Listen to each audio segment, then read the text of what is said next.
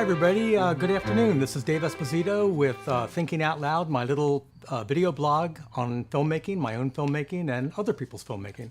And today I thought I'd concentrate on other people's filmmaking, specifically a film that I saw last night. I hadn't seen it for at least 35 years, Old Yeller, a Disney classic. And I remember that film. I don't remember it's been 35 years at least since I last saw it. I didn't remember all the particulars about the film, but it brought back a lot of memories. I remember reading the book Old Yeller when I was a kid, and it was very moving. It was in my head for a long time.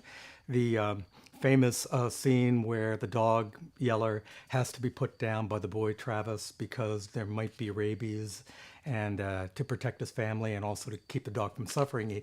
The young boy had to learn about kind of how to be a man and how to take care of his best friend. And in this particular case, it involved euthanasia. But the film itself, which I saw, was really kind of incredible. You would not call it a great film in the sense of really a masterpiece. But I was thinking about it, and I was thinking, well, look, here's a Disney film. You know, it was produced under a very tight budget. It had all kinds of studio executives, I'm sure, involved, and you would have thought it would have been a lot more watered down and less effective than it actually was. But instead, what I took away from that film, watching it again, is it was done in a very workmanlike way. It was done by craftspeople. It was done with a journeyman director. I don't even remember the name of the director.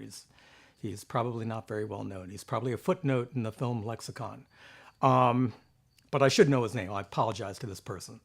And it was well lit, the usual studio lighting back in the early 60s, I suppose. Even the outdoor scenes look like they're lit in a studio, you know, kind of fake in a lot of ways, but, you know, competently lit, competently recorded. The sound quality was pretty good.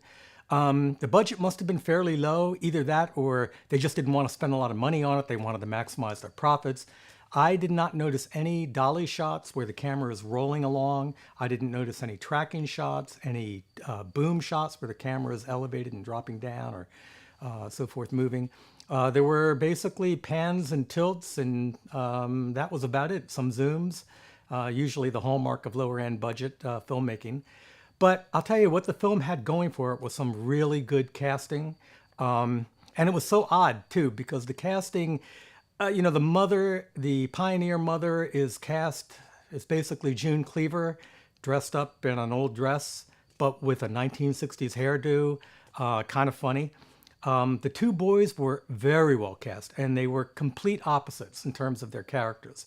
The older boy, much more serious, kind of angry, having the role of being the man of the house thrust upon him because his father had to leave for a cattle drive somewhere. The father is played by Fess Parker.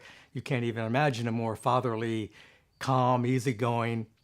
But also, strangely, as you're watching the film, you know, you're realizing this is almost like Dr. Spock. You know, you're hearing things right out of modern progressive ways of raising children that I'm sure were not part of I'm pretty sure were not part of the way they did things back in the 1860s, 70s, around there, which is when I think the film was set. But again, the boys very well cast, very serious, the older boy. The young boy, Kevin Corcoran, was a total masterpiece of casting. He was this high-pitched, yelling everything and every little thing, every scene he was in, he kind of stole. He was constantly ready to fight anything and everything that kept him from doing what he wanted to do as a little boy, including his mother, including his brother, including a bull out in the pasture, anything to protect his beloved Yeller. And I enjoyed the film. I appreciated it for what it was, and it gave me a real appreciation for people that have to work together in a collaborative setting with a corporate, but still with a corporate mindset, with a lot of overhead kind of executives kind of watching the production. I think the film really did well. It really was effective, even with all of that. And I really admire the patience of the people who actually worked on the film and produced the film. I think they did a great job. So that's really can't think of too much more to say about that film other than I highly recommend it. It's on Netflix streaming. It's worth watching. It's charming, and you have it's a little bit of a tearjerker. As a matter of fact, when we saw it when I was a kid, I was in Catholic school, and the nuns said, "Bring your handkerchiefs." Well, the nuns were saying this to the girls in the class: "Bring your handkerchiefs because you're going to cry. It's a tearjerker." I didn't exactly cry, but it was effective, and it was a pretty good retelling of the book.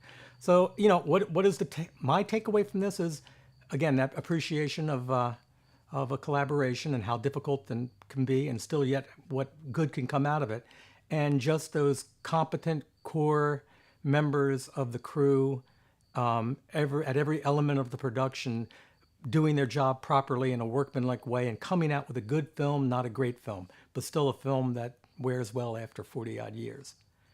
So thank you for joining me this afternoon. And because it is afternoon, I've released this blog a little bit late today. I had some commitments this morning.